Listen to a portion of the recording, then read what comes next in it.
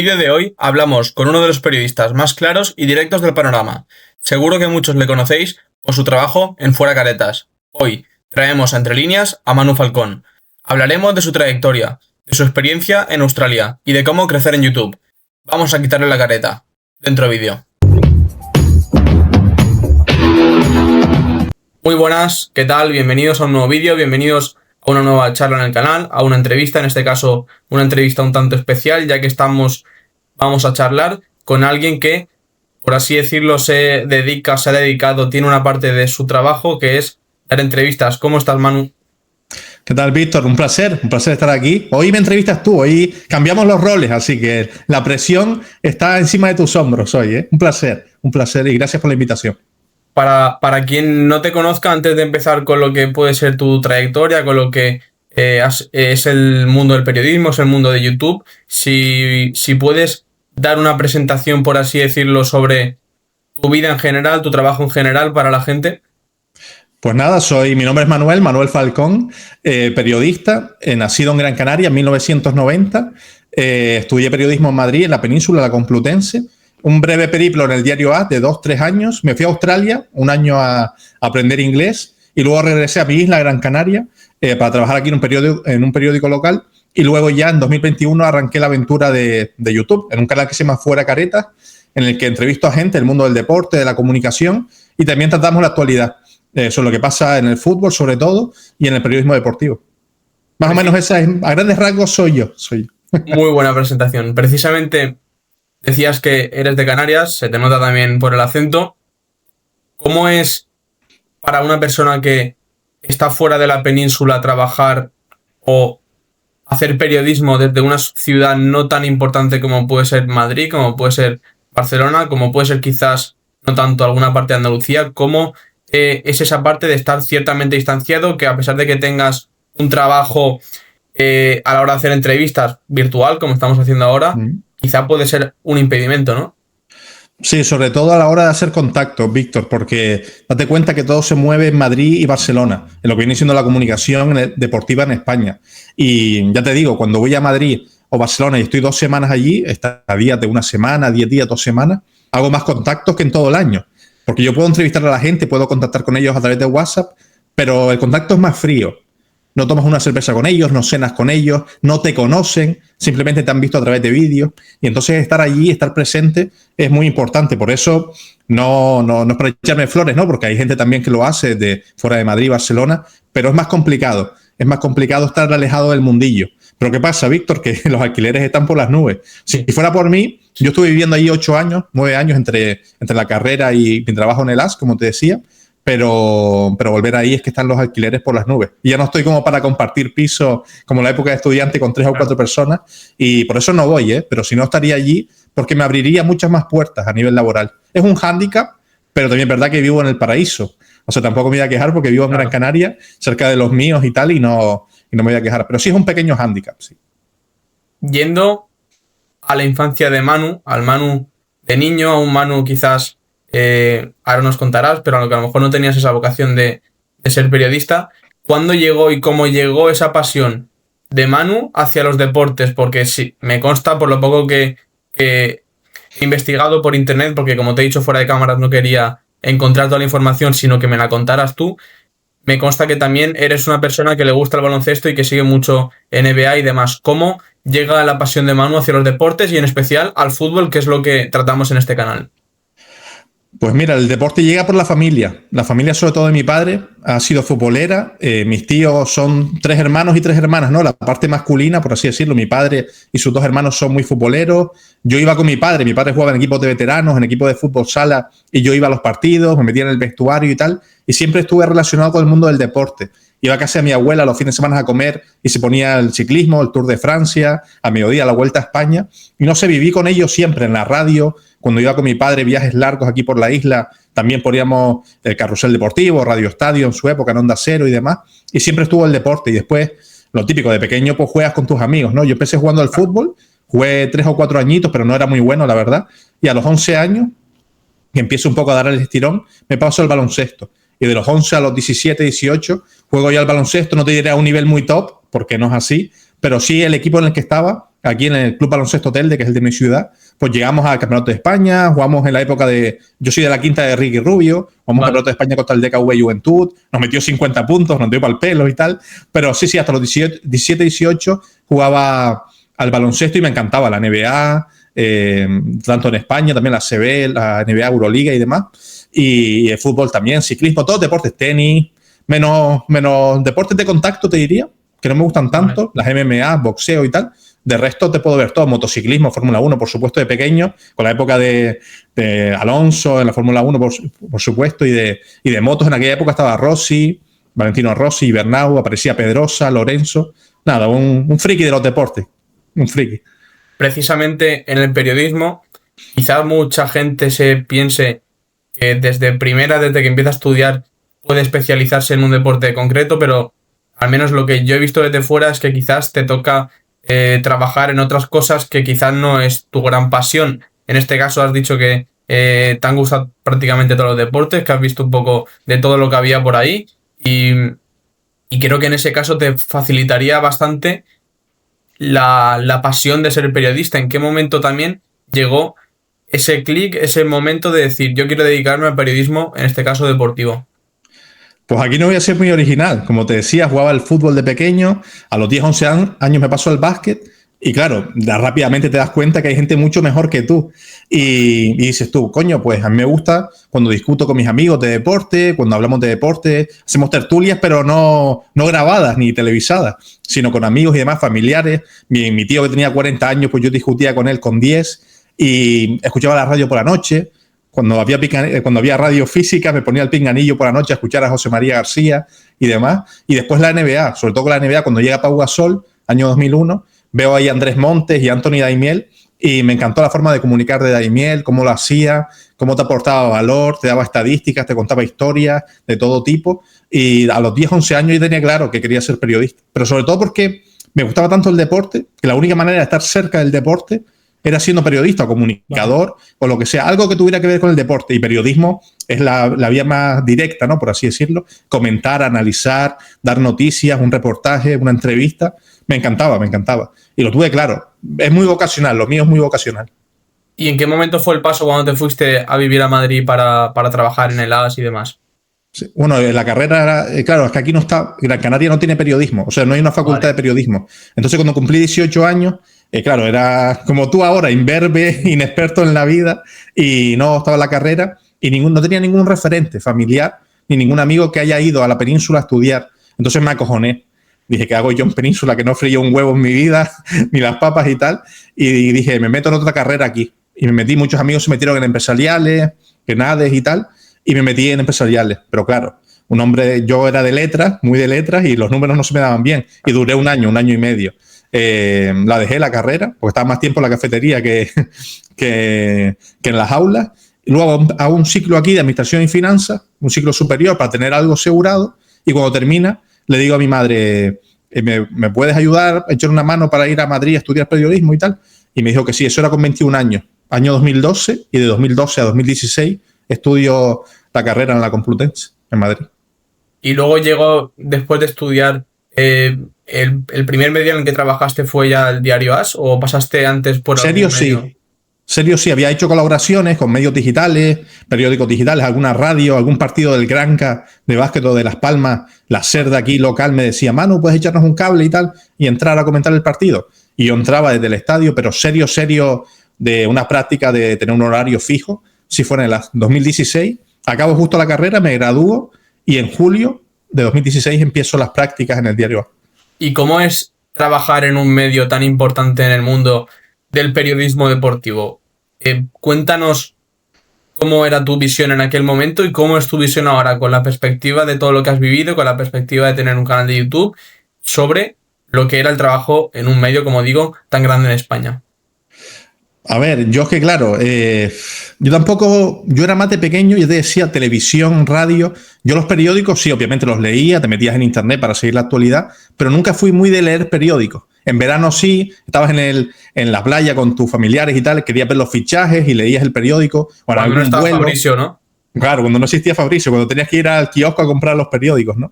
Y entonces tampoco no tenía sea, no era fanático, por así decirlo, de trabajar en el AS o en el Marca. No tenía ese sueño. Yo quería comentar NBA. Mi sueño era comentar NBA o ciclismo. Eran mis dos deportes que más amaba, más incluso que el fútbol. Entonces, cuando entro allí como muy inexperto, hago de becario, literalmente de becario, y aprendiendo mucho. Aprendí muchísimo a cómo estar en una redacción, a lo que hay que hacer para que una noticia funcione bien en una web. Aprendí muchísimo. Fue 2 años de aprendizaje puro, de mucho trabajo. Mucho trabajo. Me dejé la vida allí trabajando, me renovaron. De 22 becarios que entramos, nos quedamos 2. Después de los 6 meses, al cabo del año me quedé yo solo. Me hicieron un contrato ahí, un poco de extranjis, pero bueno, me hicieron un contrato y me quedé unos 2 años allí y aprendí muchísimo, muchísimo. Me fui simplemente porque, bueno, por una parte no me consideré bien valorado en cuanto a lo económico. Vivir en Madrid es muy caro y si no tienes un salario digno no te lo puedes permitir. Y en ese aspecto creo que se dieron ciertas injusticias, por dejarlo ahí, y porque en varias situaciones me vi que estaba muy limitado con el inglés. Y justo un amigo se había ido a Australia y me dijo, Manu, aquí hay trabajo, se cobra bien, y si vienes a aprender inglés, hay escuelas y demás que están bastante bien. Y entre esas puse las dos cosas en la balanza, aprender inglés y una experiencia en Australia muy top, o seguir en el periódico puteado por lo económico. Por lo otro no, porque el ambiente era buenísimo y aprendía muchísimo, pero claro, lo económico es que me echaba mucho para atrás. O sea, no vivía. Con el dinero que ingresaba, tenía un trabajo de normal de 8 horas y tal en el AS, un periódico bueno, porque tú dices, en un medio que está empezando, pero no puedes entender que no te den un salario digno. O bueno, lo puedes entender entre comillas, pero en el AS, claro, encima tenía que pagar cuota de autónomo. Bueno, un poco ahí, un poco raro, pero y se dieron un par de injusticias, pero bueno, que la experiencia en general aprendí bastante y me di cuenta cómo funcionaba un gran medio por dentro, sobre todo, que me ha servido para ahora aplicarlo en YouTube. Y conseguiste, por así decirlo, aprender el inglés que querías en cuanto al objetivo más puro profesional que luego te podría haber servido para lo que has llegado a hacer hoy en día. Sí. O sea, date cuenta que yo iba de lunes a viernes como el colegio, una escuela de 8 a 2 de la tarde. Y vale, estamos ahí, inglés ahí, escribir, hablar, escuchar, todo. Y aprendí, bueno, iba de la base, iba de la nada. Yo aprobé, bueno, suspendí en selectividad inglés, saqué un 3 y pico, era nulo con el inglés. Y claro, de ser nulo, o sea, de un 0 a un 7, que consideré, pues es bastante el avance. Pero me dio para defenderme. Obviamente no soy bilingüe, ni mucho menos, pero puedo entrevistar a alguien en inglés, puedo chapurrearlo. Hombre, si habla muy cerrado, a lo mejor se me complica, o si habla muy rápido. Pero después, cuando regresé aquí y a trabajar de nuevo, pude entrevistar a varios jugadores del Granca americanos que vienen, que antes para mí eso era imposible. Entonces sí, o sea, la experiencia, aparte de la vital, que obviamente está ahí para el resto de mi vida, un año viviendo ahí en Australia, Nueva Zelanda y tal, el objetivo principal, que era el inglés, pues yo creo que un notable, me voy con un notable. ¿Podría haber sido mejor? Sí, pero claro, hubiese quitado horas de entretenimiento, ¿no? Y de diversión nocturna que también la aproveché, claro.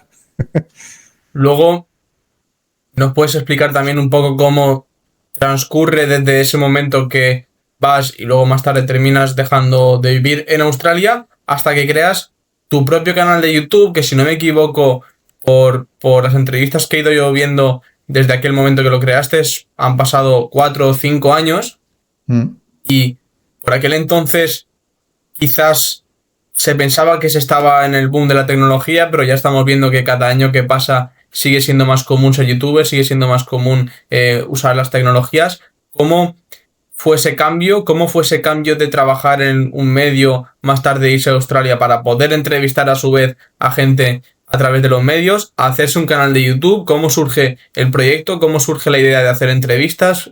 Que ahora ya estamos viendo que haces también otro tipo de contenido. ¿Cómo surge el nombre de Fuera Caretas? Porque ahora suena muy bien, pero cuando piensas en la idea no sé cómo pudo surgir y a fin de cuentas contarnos cómo fue un poco todo el proceso del canal.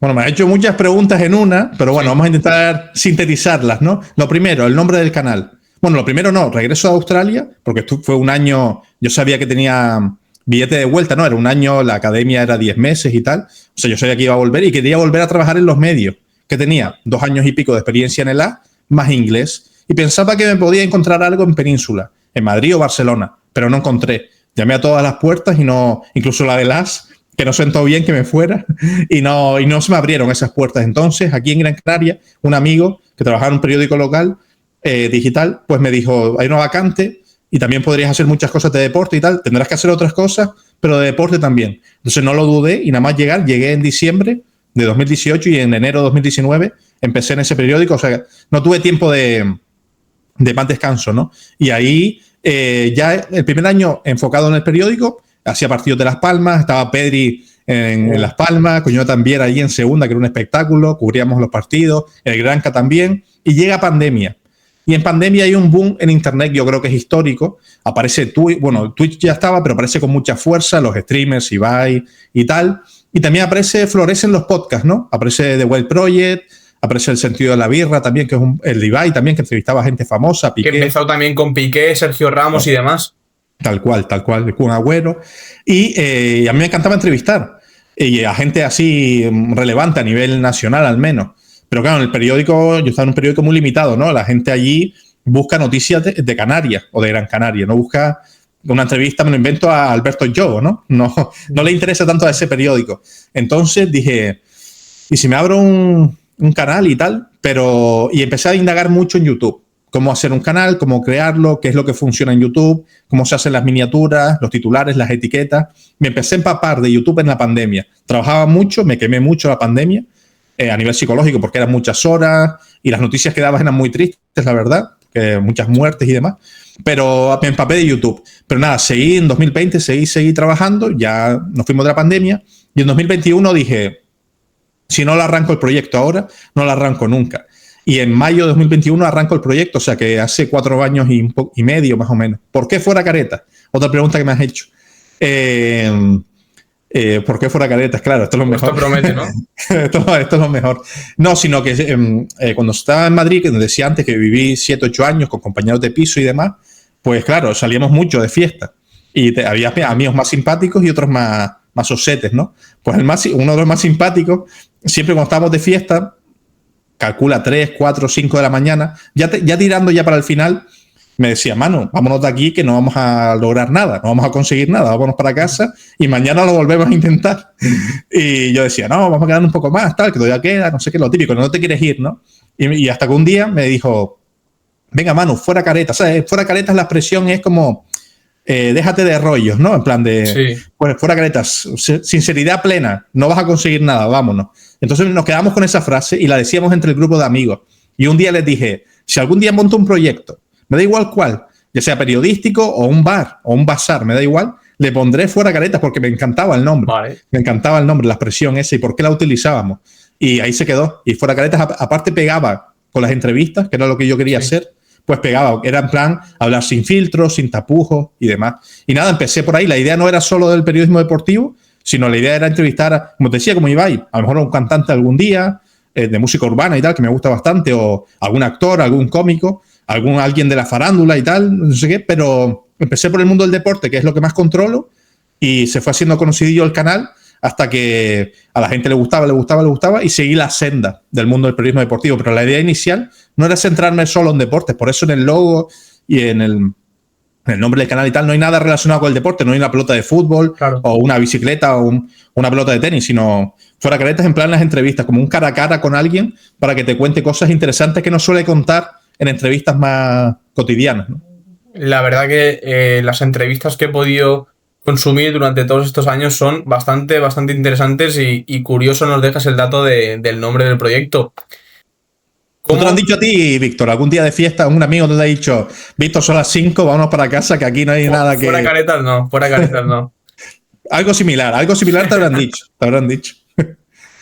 ¿Hubo alguna entrevista, hubo algún invitado que supuso el boom del canal, que supuso que el canal fuera conocido, evidentemente no a niveles tan elevados como Ibai, como The Wild Project, pero ¿hubo algún invitado que supusiera que el proyecto escalara de nivel? ¿Qué te refieres? ¿En el momento en el que le voy a entrevistar? ¿Que si lo conocían? No, o que pensara que iba a explotar. En el momento que sale la entrevista, o imagínate en 3 semanas el vídeo coge un montón de visitas y a partir de ahí el proyecto empieza a crecer. Claro, no, yo creo que ya más adelante, las primeras no. Las primeras, para que la gente que nos escuche se haga una idea, fue Nico Abad, que lo ha petado, la verdad, que tiene casi 1 millón de reproducciones, que es una locura. Que lo ha cogido con el tiempo las visitas, ¿no? Sí, al principio no tanto, porque era muy pequeño, al canal le cuesta arrancar, pero luego, a los 3 4 meses, explotó. Fue una locura eso de Nico Abad. Y no lo imaginaba para nada. Yo he hablado con Nico luego, después, y ¿cómo es esto? Que casi 1 millón, es Claro. una locura, ¿no? Luego entrevisté a Guille Jiménez, a Ciro, y cuando cambia mi canal es cuando entrevisto a Daimiel. O sea, precisamente cuando entrevisto a mi referente, Tu en la referente profesión que es supremo. Daimiel, pues pilla en una semana 100.000 views. Vale. Y claro, de 1.000 suscriptores paso a 10.000. Y ya el canal empieza a conocerse al menos en el mundillo.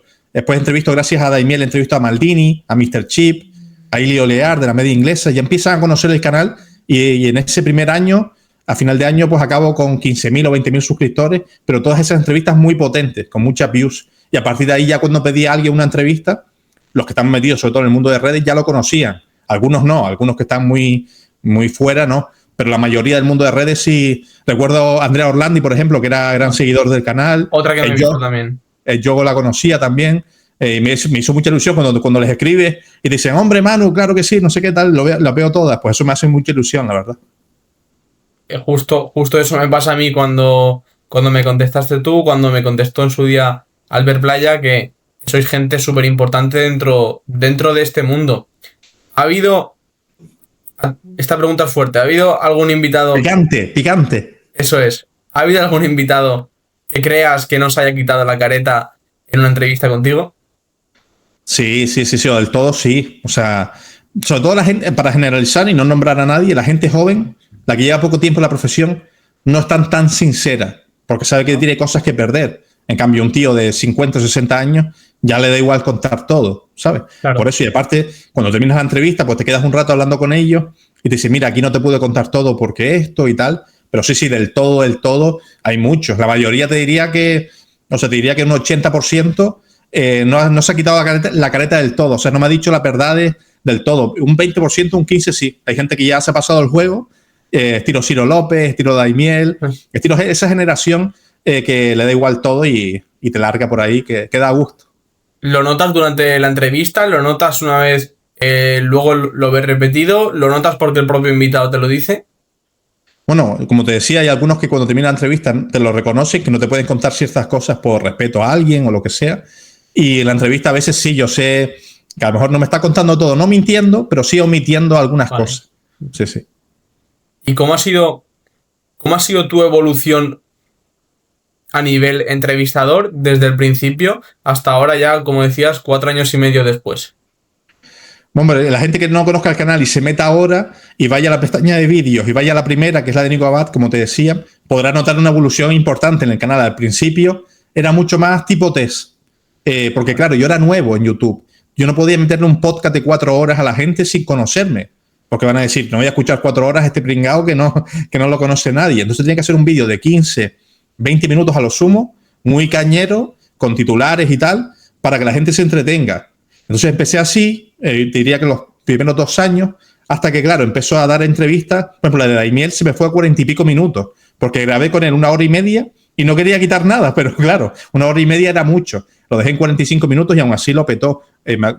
No sé, ya por ejemplo, después Mr. Chip, Maldini, Ilio Lear, se me iban casi a la media hora. Entonces llega un punto en el que yo ya estoy más suelto, comunicando con la cámara y tal, y ya empiezo a hacer entrevistas estilo podcast, sin tanta edición y más una entrevista. Sigue siendo entrevista, no es una charla porque es una entrevista, pero más distendida en el tiempo y no tan machacada en cuanto a edición, ¿sabes? No tantos titulares, sino todo para que la gente se la ponga de fondo. Más que verla, ponérsela de fondo. Y el canal en eso ha cambiado mucho. Al principio era mucho más edición en las entrevistas y ahora es más estilo podcast, que lo puedes escuchar en Spotify y no te pierdes nada.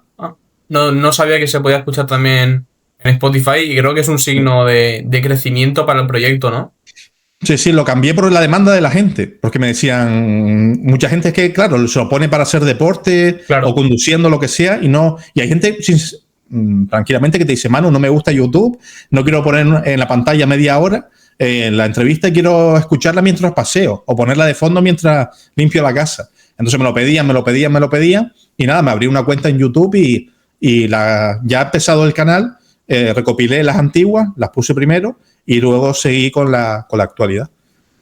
¿Cuál crees que es la clave para que un invitado a tu canal tenga un buen rato mientras que le estás entrevistando? Eso me lo han preguntado mucho y la verdad es que en general me suelen alabar con eso, que la gente se siente muy cómoda o que se lo pasa bien y tal. Y yo creo que el máximo respeto que le puede transmitir a un invitado para que se lo pase bien, más allá de hacérselo todo más fácil, es prepararte la entrevista a fondo. Yo soy periodista y yo no concibo ir a una entrevista. Tú me acabas de decir, mira, llegó un punto en el que me prefiero que sea una charla más con mano que una entrevista más tal. Pero claro, tú no eres periodista, tú quieres aquí hacer comunicar, hacer contenido y entretenimiento. Pero yo, aparte de hacer eso, y tengo esa vocación periodística que quiere hacer una entrevista bien. Entrevista bien. Tienes esa exigencia contigo mismo, ¿no? Claro, exacto. Y aparte creo que para diferenciarme, porque si no, ¿por qué la gente va a ver mi entrevista y no la de otro canal? Porque saben que en la mía me la he preparado a fondo y le puedo sacar temas interesantes. En cambio, los otros, pues, me pueden preguntar, ¿y qué opinas sobre esto? ¿Qué opinas sobre lo otro? Pero yo, sabiendo cosas que él ha hecho o que él ha dicho, pues le rebusco la pregunta, ¿sabes? Entonces, yo creo que esa la gente lo ha valorado. Lo ha valorado. Para mí eso es lo fundamental, que le muestras respeto. Por eso muchas veces te dicen, hey, ¿cómo sabes eso? ¿Sabes? Y para mí eso es cuando he triunfado. ¿Cómo sabes eso? Tal, porque a lo mejor busco un dato porque yo me pego a lo mejor 2 días o 3 solo documentándome del invitado, pero de jornada laboral de 8 o 10 horas, mirando entrevistas previas, y a lo mejor las entrevistas son de 2 horas y tienes que verlas completas porque en algún momento te puede dar una frase importante, ¿sabes? Y entonces yo creo que eso el invitado lo tiene en cuenta y lo valora. Justo te iba a preguntar ahora lo de cuánto tiempo estabas documentándote y preparándote la entrevista. Me has robado la respuesta. Más o menos el procedimiento es eso. Depende del invitado también. Por ejemplo, si es alguien joven, no tiene tanta trayectoria. Entonces, en poco tiempo, pues la puedo lidiar. Yo lo que hago es veo todas sus entrevistas de YouTube, todas sus entrevistas colgadas en la web, ya sean en un digital.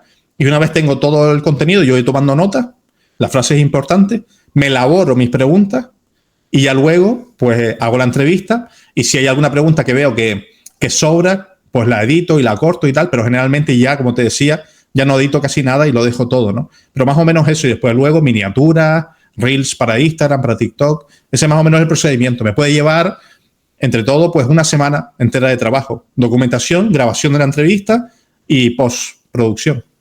Quizás esto es lo que no se puede llegar a ver desde fuera. Incluso yo personalmente sabía que llevaba un trabajo, sabía por las que he escuchado que evidentemente te las preparas a fondo a nivel de, sobre todo, frases que han dicho en otras entrevistas. Creo que eso es lo más diferencial desde mi punto de vista, si bien es cierto que tampoco he escuchado todas. Y creo que, como digo, la gente no se puede llegar a pensar que duras una semana preparándote la entrevista y que a lo mejor pues, podrían ser 2-3 días como mucho y que evidentemente una semana es un trabajo normal. Un trabajo como cualquier persona, que mucha gente dice no. Es que para mí es un trabajo normal ya, pero lo llevo haciendo desde que no lo era. Porque yo al principio compaginé, que no te lo dije antes, yo compaginé el periódico aquí en Gran Canaria con el canal. Y yo dejo el periódico hace 2 años porque veo que las entrevistas van muy bien, que el canal sigue creciendo y ya le añado más contenido aparte de las entrevistas. Pero yo al principio compaginaba y por eso subía una entrevista cada mes o cada 3 semanas o así, porque no era mi trabajo principal. Pero luego sí, pero aún así me tomaba el trabajo igualmente en serio. Aprovechaba mi día de vacaciones o lo que sea para documentarme y tal a fondo. Y lo que tú dices tiene sentido. ¿Por qué? Porque, por ejemplo, y lo que te dicen los Ibai, los Jordi Wild y tal, no, esto no es una entrevista, esto es una charla. Y es más entretenimiento puro, broncano. No te hace una entrevista más periodística, sino más de entretenimiento. Respetable, que a la gente le encanta, obviamente, pero lo mío es diferente. Y por eso te digo, si haces lo mismo, la gente ya va a coger a Ibai o a Jordi Wild. En cambio, si tú te diferencias por una rama, pues puedes labrarte tu camino por ahí, ¿sabes? Pero sí, la gente a lo mejor se piensa, no, buscó 2 cositas, 2 frases en Google y le entrevistó. Pero no, que va. Yo te digo, mínimo, sobre todo cuando tienen grandes trayectorias, 2 o 3 días solo viendo entrevistas que hay en YouTube, puedes tardar 2 días, porque encima son largas, puedes tardar mucho tiempo.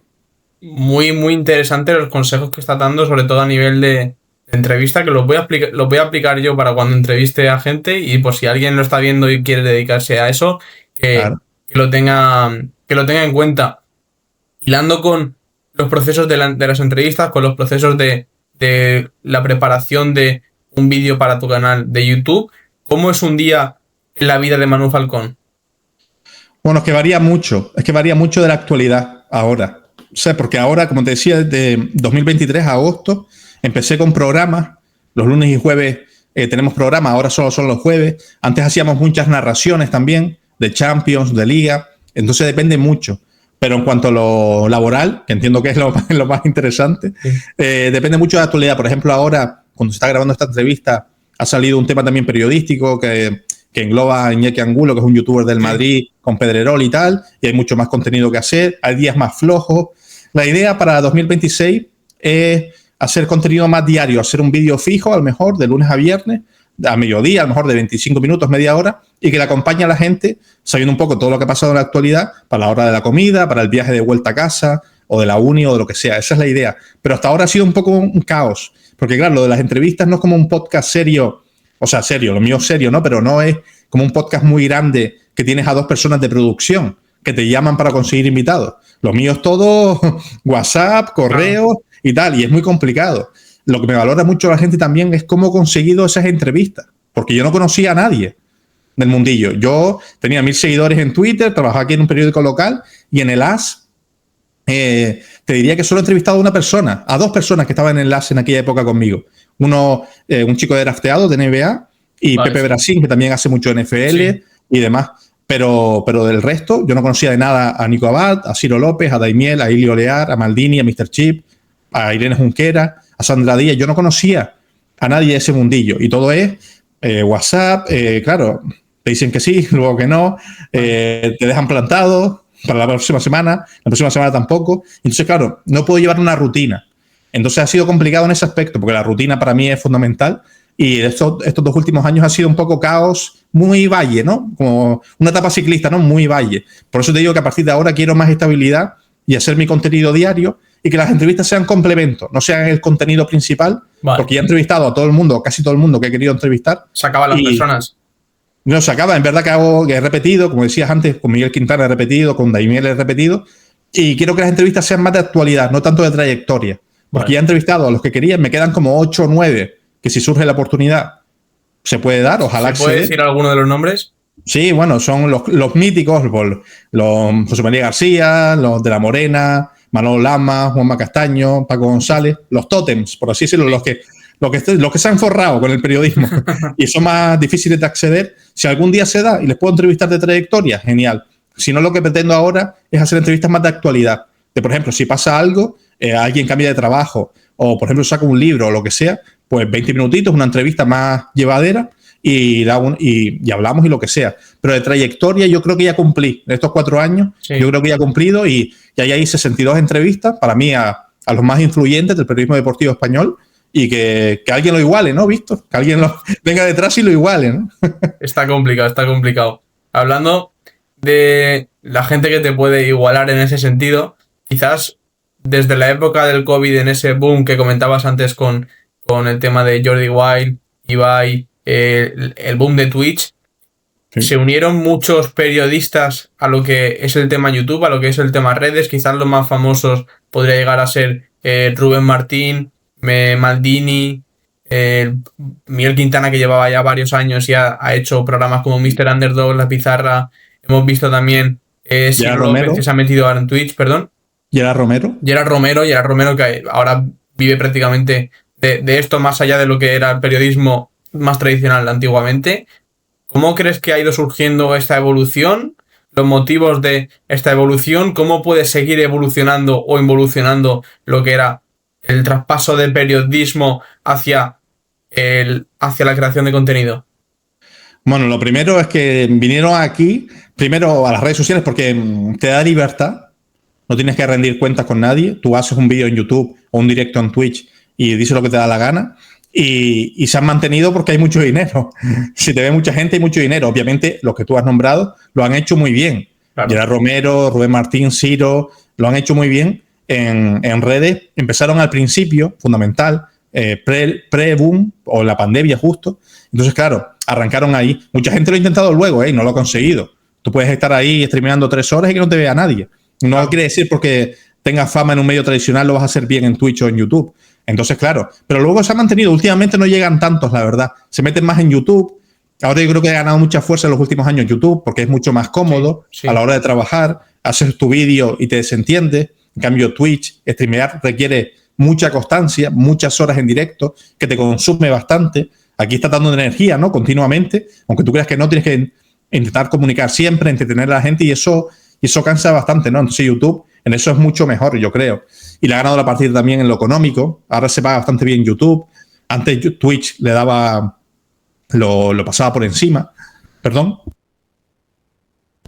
Entonces, no sé, ¿en cuánto lo veo en el futuro? Yo creo que más o menos se ha estabilizado, que YouTube va a seguir creciendo y que Twitch, como no se ponga las pilas, complicado. Y veremos ahí a los que están establecidos, a Rubén, a Gerard, a Ciro. También está por ahí Miguel Ángel Román, pero es más intermitente. Iñaki Angulo, Iñaki Aguirre Gaviria, de Movistar Plus y tal, está por las mañanas. Pero poco más. Está el Gigi por las noches, pero no es periodista, es comunicador también. Y también está, ahora todo el mundo hace co-streaming, ¿no? Ahora hace Twitch y YouTube porque está permitido. Antes no estaba permitido. Antes Twitch no te dejaba y ahora sí te deja. Y muchos hacen co-streaming. Pero no hay tantos, que les vaya bien, que para eso tienes que tener mínimo más de 800.000 personas en directo. Vale. Te diría los que te he nombrado. Gerard Romero, número 1, Rubén Martín, Ciro, Iñakis, los Iñakis y Gigi. Y bueno, están los chicos de Agora Fútbol también, que están ahí dándole caña, los chicos de Agora Fútbol, a mediodía, por las tardes y poco más. Miguel Ángel Román y poco más. Sí, y yo creo que realmente es positivo porque yo creo que se hace prácticamente el mismo contenido que podrías hacer en otro medio de comunicación. Quizás, evidentemente, con lo que comentabas de... No, pero es muy diferente. Date cuenta que en un medio de comunicación, por ejemplo, en un periódico, tienes que hacer una noticia, titular, subtítulo, tal. En cambio, en un canal aquí, pues divagamos, le echamos un chiste, tal. En la televisión también es mucho más serio. En la radio... Depende de quién lo haga también, claro. Claro, pero en la radio tiene sus tiempos también. El programa dura 1 hora y media, 10 minutos para ese tema. En cambio, en Twitch o YouTube puedes dedicarle media hora si quieres a ese tema. Entonces cambia bastante. No es para nada lo mismo. Lo único que tienen los medios tradicionales, bueno, un salario fijo, estable. Las redes sociales es inestable. Un mes que no depende de quién te ve y quién no, y en las redes sociales sí que dependes de la audiencia. Claro. Que en cierta medida es tu jefe. Decimos que no tenemos jefe, pero en cierta medida la audiencia es tu jefe. Porque sin ellos no gana dinero. Hablando de la audiencia, ¿qué opinión tienes tú al respecto de la gente, hablando de este mundillo de periodistas, youtubers, etcétera, que hablan de unos temas simplemente por lo que hablábamos de la dependencia de la audiencia y no hablan de lo que les gusta o de lo que les gustaría hablar? ¿Qué opinas de esa gente, como digo, que habla para otros en vez de para ellos mismos o lo que les gustaría? Que es un trabajo. A mí me gustaría hablar de la París-Roubaix. Sí. De la Flecha Valona. Sí. Pero a lo mejor no gano dinero con eso. Es un trabajo. Lo ideal es hablar de lo que tú quieres y tal. Sí. ¿Cuántos canales hay de ciclismo que puedan vivir en España? 1, 2. Ya. Tienes que buscar también el modelo de negocio. Tienes que ser inteligente también. Tienes que ver la demanda de público que hay en diferentes temas. Y también diferenciarte, lo que te decía antes. Si, por ejemplo, hay 100 canales del Madrid, no seas tú el 101. O si eres tú el 101, sea un canal del Madrid, pero aporta algo diferente. Con un matiz extra. Exacto. O un plus de información, o un plus de análisis táctico, o un plus de tal, pero no lo mismo. No analices la actualidad porque ya hay 100 canales analizándolo. Igual con el Barça. Por ejemplo, lo mío está más especializado en el periodismo deportivo, que no tiene tanto volumen de gente como el Madrid o el Barça, o el fútbol en general, pero tiene su nicho. Y ahí están las entrevistas, que a la gente... Yo no hablo de táctica en las entrevistas, ni de fútbol. Hablo de sus carreras, de periodismo deportivo en general. Y ahí están las cifras, ¿no? Hay gente que le gusta ese contenido. Y por ahí me he hecho un camino que me gustaría hablar de pádel. Me encanta el pádel, de Coello y de Tapia, sí. Pero no tengo un canal de pádel, ¿sabes? Y YouTube y las redes sociales en general te enfocan mucho a que te centres en un contenido. Te penaliza mucho si te sales de ahí. Yo a lo mejor si subo un vídeo de pádel, si es una entrevista, sí, porque es mi canal de entrevistas y tal. Pero si subo un vídeo de actualidad de pádel y es más, no un tema muy mediático, muy sonoro, no va a funcionar. En cambio, en un canal de pádel sí, porque la gente que está suscrita a ese canal, a la que el algoritmo le enseña ese vídeo, le gusta el pádel. A mí, a lo mejor, de los 72.000 suscriptores que somos, a lo mejor le gustan el pádel a 3.000. Claro, YouTube dice, coño, si solo le gusta 3.000, pues no se lo voy a mostrar al resto de los 70.000, ¿sabes? Claro. Entonces tienes que jugar con eso. O sea, no puede ser todo tan idílico. O sea, lo ideal es que ir a mundiales, Eurocopas, Juegos Olímpicos y tal, lo que gustaría a todo el mundo, todos los profesionales del periodismo deportivo, pero no se puede todo. Entonces cada uno tiene que buscar la vida y por eso hablan de cosas que a lo mejor no les encanta, pero que sí le da rédito económico. Sí, porque vemos la mayoría, por así decirlo, de no tanto gente que se dedica a entrevistas como ha sido tu caso, sino gente que en teoría se dedica a lo que es el análisis del fútbol, pero luego realmente están hablando de Madrid, Barça, polémicas arbitrales, etcétera, durante todo su programa, durante todo su streaming, durante todo su vídeo. Y creo que esas son la gente que comentabas que se lo está tomando como un trabajo, ¿no? No, pero hay gente que también le gusta. O sea, tú no tienes amigos. Sí, hay gente que le gusta, sí, pero hay otros que no. No, ya, pero la mayoría yo te diría que hacen ese contenido en redes sociales o incluso en los medios, le gusta. Por ejemplo, a la gran mayoría, de hecho, le gusta eso porque es lo que más vende en España, al menos en España. Tú vas por ahí a un bar y están discutiendo si era penalti o no. A eso iba. Y es verdad que hay gente que, por ejemplo, Pedro, un ingeniero que colabora conmigo, ahora se ha pasado el mundo del análisis táctico, que es el número 1 en España, las cifras son una locura, y su canal es análisis táctico, partidos, postpartidos, 8 minutos, con la pizarra te analiza tácticamente. Sí, pero lo he visto alguna vez. Pero no hay tantos vídeos, no hay tantos canales como los de Pedro, y sí hay más canales de los otros. ¿Por qué? Porque a la gente le interesa eso. Y al que comunica, si a ti no te gusta lo que estás comunicando, o no te entretiene, mejor dicho, se nota, ¿no? Al final te acabas cansando. No puedes estar ahí 4 años hablando de Tebas, de Negreira y todo eso, si no te gusta comunicar sobre ello. O sea, puedes estar 1 año, pero 4 o 5 se acaba notando, ¿sabes? Por ejemplo, en mi caso me gusta todo un poco, como te decía antes, me gustan varios deportes, me gusta hablar de periodismo, me gusta hablar de actualidad, de táctica, pero todo un poco. Pero mi canal se ha centrado sobre todo en eso, en el periodismo deportivo. Consumes muchos deportes, como decías, cuando eras pequeño que te gustaba todo tipo de deportes y estabas ahí siempre pendiente de lo que había. ¿Sigues consumiendo tanto deporte? Ahora menos, tío, y me da pena.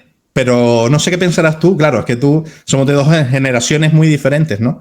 Pero yo, a tu edad, bueno, un poco menos ya te digo, de los 8 a los 18, o 18 o 20, era deporte a full. Pero yo te digo, ciclismo, baloncesto, tenis, fútbol, por supuesto.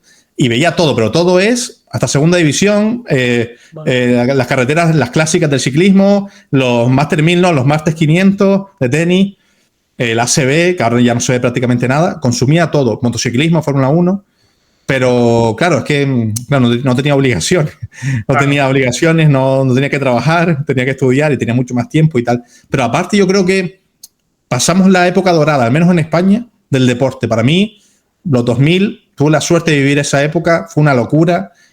Alonso, Gasol, Rafa Nadal, es que era una locura, tío. Xavi, Iniesta, España, con esas 2 Eurocopas y ese Mundial. Para mí vivimos la mejor época del deporte y ahora, por lo menos la Liga, ya que tú ganas de fútbol, para mí la Liga es mucho más aburrida que cuando yo era pequeño. O sea, la Liga de los 90 a 2000, o sea, todos los equipos tenían jugadorazos. Celta, el Depor, por supuesto, campeón de Liga, Valencia, Sevilla, ni te cuento, Madrid, Barça, Atleti, y ahora Villarreal, se te cuela 1 año ahí, Atlético Madrid, Barça y Madrid fijo, Athletic Club de Bilbao y Betis.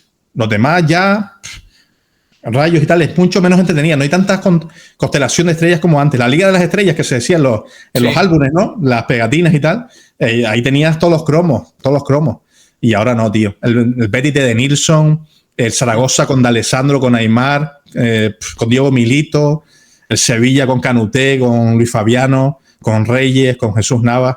Nada, ¿te lo perdiste? Víctor, te lo perdiste. Comparado con ahora, es que yo no sé, tú disfrutas ahora no sé si ves mucho fútbol tú, pero tú disfrutas.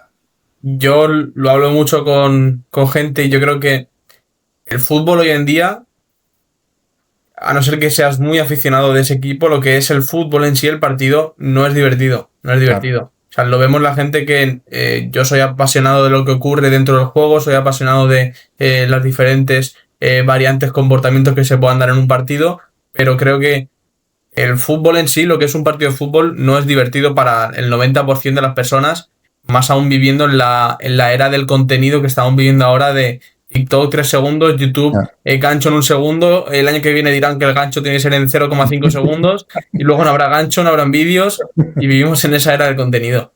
Sí. No, yo suscribo todo lo que dices, ¿eh?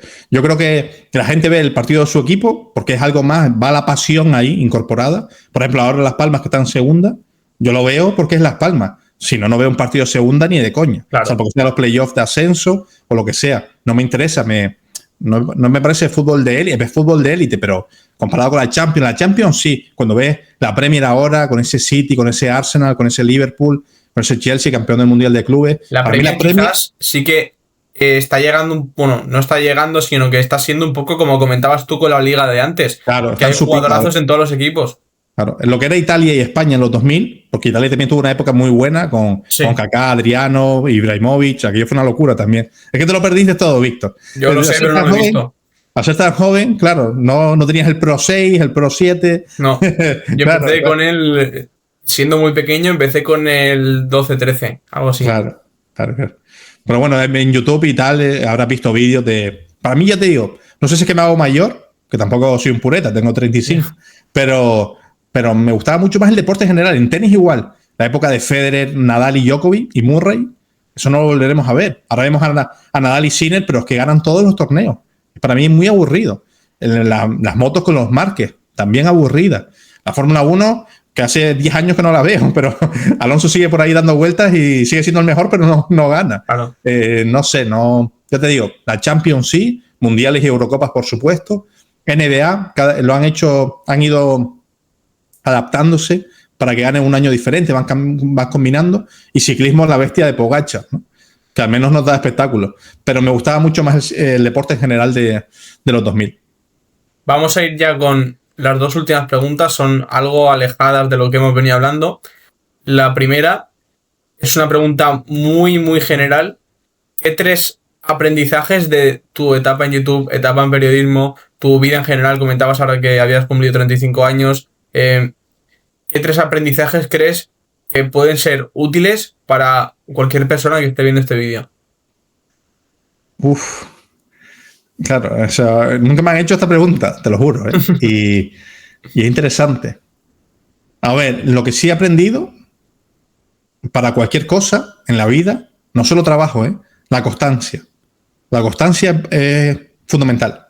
No soy la persona que más se ciñe, ¿no?, a esa cualidad, pero la constancia es fundamental para todo, para ya sea en trabajo, en llevar una rutina de alimentación, en las relaciones personales, con amigos, parejas, etc. Constancia, atreverse, no sé cómo lo englobaría ahí, pero ser atrevido en la vida también, arriesgarse. El no ya lo tienes, ¿no? Aquella frase del no ya lo tienes. Yo me lancé YouTube, la gente al principio me decía ¿qué coño haces ahí y tal? Se ganan la vida unos cuantos y tal. Y mira ahora, 4 años después, pues ya tengo un salario, tengo colaboraciones con otros canales y tal. Ya tengo un salario bastante digno, el mejor que tendría trabajando en el ASO, en el Marca, ¿no? Y te diría ser atrevido, constancia y divertirse, como siempre digo, buen rollo. En la vida yo soy muy chill, la verdad. No me cabreo fácil, tengo bastante paciencia para eso. Para otras cosas no, soy muy impaciente, para la puntualidad y todo, y para cuando estoy esperando algo soy muy impaciente. Pero para las relaciones personales te das cuenta que tienes que ser paciente, porque no todo el mundo... Empático, paciente y empático te diría en la vida, porque no todo el mundo es igual que tú o piensa de la misma manera que tú. Y a lo mejor fuerzas eso, no, tiene que ser como yo, tiene que quererme como tal, o tiene que trabajar las horas que he hecho yo, y a lo mejor no. A lo mejor esa persona no lo va a hacer. Así que te diría eso, empatía, ser atrevido y constancia. Qué bueno, qué bueno. ¿Dónde te ves dentro de 5 años? Bueno, y lo que es... No, espérate, y fundamental, sal ahora, porque luego no vas a salir tanto. O sea, disfruta de la vida, pégate las farras que te tengas que pegar. Yo me las metí todas habidas y por haber me las metí. He salido más noches que el camión de la basura, pero que ya luego cuando llegas a los 30 ya las resacas te duran 3 días. Eso te lo dicen, claro, cuando tienes 18 y te ríes. Pero ahora la realidad es esta, que salgo de fiesta y al día siguiente no me puedo mover de la cama. Así que sal y diviértete todo lo que puedas con 17, 18, 19, 20 años, que no tienes obligaciones, por así decirlo, aunque habrá gente que sí, lamentablemente tiene que tirar del carro a una edad muy temprana porque tiene que ayudar en casa o lo que sea, pero da gas, como dirían en las motos, da gas hasta que te venga el viejazo como a Benzema. ¿Dónde te ves dentro de 5 años, Manu? Esa sí me la han hecho, la otra no me la habían hecho y me costó pensarla, esta sí me la han hecho y la respuesta la tengo clara, ni idea, la verdad. Porque hace 5 años te diría estábamos en pandemia, justo hace 5 años estaba planificando el aterrizaje en YouTube. Y dentro de 5 años no sé. Porque, a ver, claro, es que a lo mejor te parece una nueva red social y estoy en un posible Twitch futuro o lo que sea. Ahí está el juego, ahí está el juego. Comunicando, hablando de deporte, si es así, yo firmo. Y teniendo un salario bueno para pegarme mi viajito de vez en cuando, tal, para pagar mi alquiler y tal, yo me conformo. O sea, no quiero ni ser el youtuber más grande del mundo, ni ser un Ibai de la vida, ni nada. Simplemente quiero hablar de deporte, de periodismo deportivo, de comunicación, pasármelo bien y tener un salario que me dé para pegarme mi gusto. Ahora, por último, para que también lo utilices como despedida, ¿hay algo de lo que no hayamos hablado y que te gustaría hablar? Hombre, la verdad es que me he hecho un balance bastante, ¿no? De mi trayectoria y tal. Algo más algo de la actualidad futbolística, por ejemplo, ¿no? Tú que eres muy de fútbol y tal. No sé si te gustan otros deportes, pero algo de... Yo soy muy de fútbol, Manu. Como, por ejemplo, del Madrid y del Barça, ¿no? En la actualidad, que... ¿Cómo estás viendo ahora la dinámica del Fútbol Club Barcelona después de la gran temporada que se hizo el año pasado, teniendo en cuenta la baja de Íñigo Martínez y demás? Claro, es que, claro, veníamos de la época de Xavi, hay que situar. Y yo fui muy crítico con Xavi. Era un horror ver los partidos del Barça. Y luego llegó Flick y lo revolucionó todo. Me divertí cada partido, es verdad que es un estilo de juego que arriesga mucho, pero el Barça, no te diré que en todos, pero en gran parte de la temporada lo hizo bastante bien. O sea, aplicó el estilo Flick a la perfección. Aparte vimos un gran Lamine, un gran Lewandowski, Rafinha, Pedri por fin sin lesiones, gracias a Dios. Sí. Pero este año parece que... Es verdad que ha habido lesiones, que se fue Íñigo Martínez, pero parece que los jugadores no quieren trabajar lo mismo que el año pasado, no quieren hacer esa presión tan agresiva arriba y todo eso se traduce atrás. Y es un coladero. Es un coladero la defensa con Cubarsí, Eric, Balde y Koundé. Es un coladero. Yo no solo achaco solo a la defensa, sino a la presión arriba. Ya no presiona igual Rashford, que presiona a Rafinha. Ferran a lo mejor no presiona tan inteligentemente como lo hace Lewandowski. Lamine ha tenido problemas con la pubalgia. Este Barça para mí es irreconocible. A todo eso está a 3 puntos. Haciéndolo tan mal, está a 3 puntos del Madrid, que simplemente ha perdido el partido del Metropolitano. Así que puede mejorar. Pero vamos a ver cómo vuelve Rafinha y si se recupera de las molestias Lamine. Pero muy duro. Este inicio de temporada muy duro de ver del Barça de Flick. Sí, realmente yo creo que el problema principal del contraste entre la temporada 24-25 y 25-26 es el tema de que, aparte de la baja de Íñigo Martínez, que era un jugador estructural dentro del campo y un jugador clave fuera del mismo, era uno de los líderes del equipo junto a Rafinha. Creo que los jugadores ya se han visto con la tripa llena, que ya no tienen tanto hambre, y además creo que los problemas defensivos también de la presión vienen derivados también de las zonas donde se pierde el balón. No se pierde el balón de la misma manera, y luego el Barça a la hora de perder el balón no está tan organizado como lo estaba, no es tan agresivo cuando perdió el balón como lo era el año pasado, y luego además la baja de Íñigo Martínez es clave, sumado a un Koundé que no está ni mucho menos a su mejor nivel. ¿Al Betis cómo lo ves? Al Betis lo veo poco, no te voy a engañar. No, yo te digo que no veo todos los partidos de primera división, pero he visto algún partido suelto. Bueno, han cambiado, ¿no? Tú eres de Alicante, pero eres del Betis, ¿no? Sí. Ah, curioso. Sí. Bueno, entonces serás un devoto, ¿no? De Antonio de Triana. Correcto, ¿no? No, pero me encanta Pellegrini. Es un entrenador que siempre me ha gustado, que fue vilipendiado en el Madrid, porque hizo haciendo 96 puntos en Liga, 96 puntos, pero es verdad que cayó en octavos de final contra el Olympique de Lyon y cayó en Copa contra el Alcorcón. Correcto. Entonces, claro, eso le dejó marcado en el Madrid, pero en el Villarreal hizo un trabajo espectacular, tremendo, en el Málaga igual y en el Betis igual. Para mí es un entrenador de este siglo de los mejores, ¿eh? No sé si habrá muchos por encima de Pellegrini en este siglo en la Liga Española, ¿eh? Pellegrini tiene el mejor porcentaje de victorias, tanto en Madrid como en Villarreal, como en Málaga y como en Betis. Y yo creo que con la pregunta que has dado del mejor entrenador del siglo XXI en la Liga, yo creo que Ancelotti sí que debe estar por encima. Quizás no por trayectoria, porque Pellegrini ha estado muchos más años, pero yo creo que en cuanto a títulos y demás, sí, Guardiola quizás lo podríamos meter también. Bueno, pero a ver, hay que diferenciar entre España, o sea, en la Liga Española, Ancelotti ha estado poco tiempo, estuvo 6 años, 4 ahora y 6 antes. Las 2 etapas, sí. Guardiola 4. A ver, por impacto. Yo pongo por ahí a Valverde te iba a decir ahora. Valverde, Marcelino. Marcelino y Unai Emery tienen que estar por ahí. Sí, pero lo de Pellegrini, sí. Yo creo que Pellegrini por encima. Es que lo de Villarreal fue una locura. Lo que hablamos del fútbol de los 2000, ese Villarreal con Riquelme y Forlán fue una locura. Y luego con el Málaga también, el Euromálaga. Otro equipazo, con Isco, Van Nistelrooy, de Michelis y tal. Que vaya... Surgían Pablo Fornals y Juanmi, que luego terminaron jugando en el Betis. Joaquín estaba también en ese equipo, Cazorla. Cazorla, que era un equipazo. Sí. Pero Palmas, sí, el Betis lo he visto poco, la verdad. He visto pocos partidos. Sé que empezó medio titubeante, ¿no? Pero luego ha ido despegando, ¿no? Sí, luego llegó Antony el último día de mercado. Llegó Bartra de la lesión, volvió de la lesión. Bellerín está volviendo a un buen nivel. Paulo López y Álvaro Valles con un nivel brutal. Cucho Hernández marcando goles. Álvaro Valles bien, ¿no? Álvaro Valles bien, ¿eh? Sí. No empezó bien, pero ahora está ya con un nivel apto para el Betis. Sofiane Amrabat llegó también en el último día de mercado después de Antony y es una barbaridad de jugador. Es un jugador nivel eliminatoria gorda de Champions. Es para mí... buen titular, ¿eh? Sí.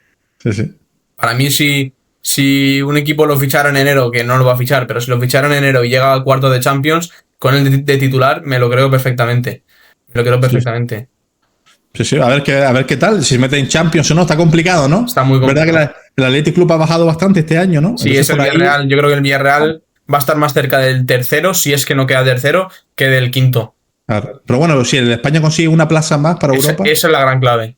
Claro, o ganar la Europa League, que también creo que de momento no la tiene España. Inglaterra sí. Inglaterra la va a tener todos los años. Claro, sí, una locura. Sí. Y luego España, Alemania, Italia...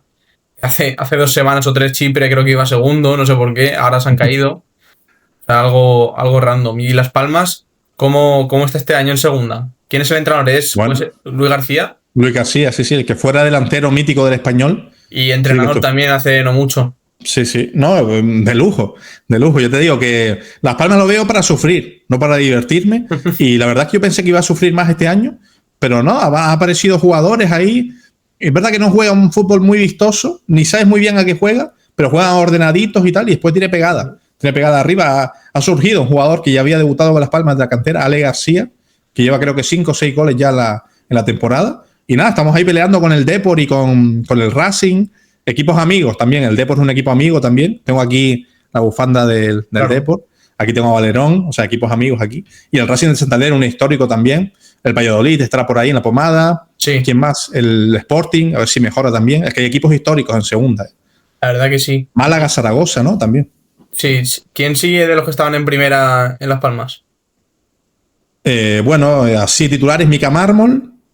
Mira. Claro. Loyodis, que es un mediocampista francés que no era titularísimo, pero bueno, está Kylian también, que ha vuelto de su cáncer. ¿Viti Rozada sigue?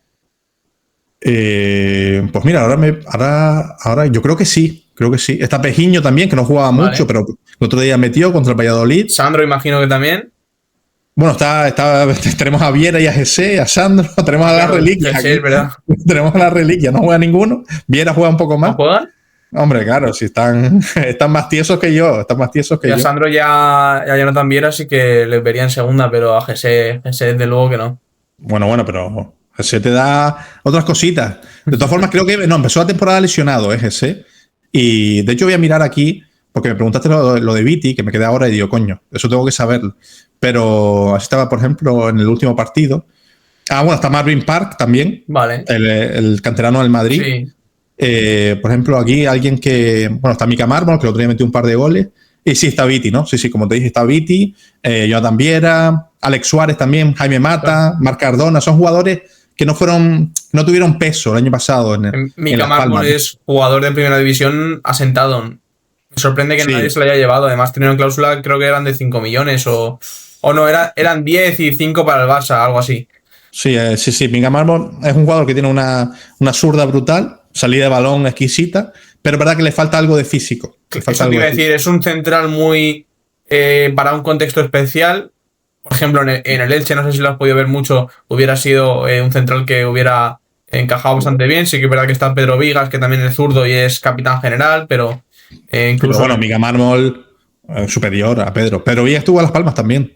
Otro extra, la unión para mí es deportiva. superior, pero para Eder Salaga no lo creo. Bueno, sí, para Eder también, seguro. Eder seguramente que lo quiera. Mika Mármol es del estilo de Eder, para sacar jugadas de atrás, claro, y tal. Es del estilo de Eder.